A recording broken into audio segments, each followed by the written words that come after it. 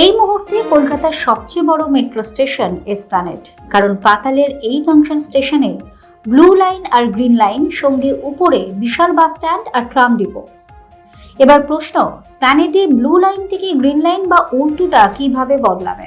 প্রথমেই বলি, শহীদ ক্ষুদিরাম স্টেশন থেকে দক্ষিণেশ্বর ব্লু লাইন, যেটা হলো নর্থ সাউথ করিডোর, আর হাওড়া ময়দান থেকে সল্টলেক অর্থাৎ ইস্ট ওয়েস্ট মেট্রো হলো গ্রিন লাইন। লাইন থেকে নামলে সিঁড়ি বা এসকালেটর দিয়ে উঠলেই চোখে পড়বে বড় বড় হরফে লেখা গ্রিন লাইন বা হাওড়া যাওয়ার পর মাটিতে সবুজ রঙের পায়ের ছাপ দেখতে পাবেন। সেই ছাপ অনুসরণ করলেই পৌঁছে যাবেন গ্রিন লাইনে।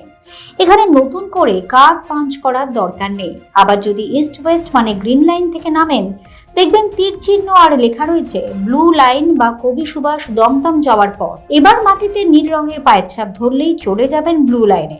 তাহলে আর দুশ্চিন্তা কিসের? এবার মেট্রো পথে কলকাতার যে কোনো প্রান্তেই চলে যান খুব কম সময়ে।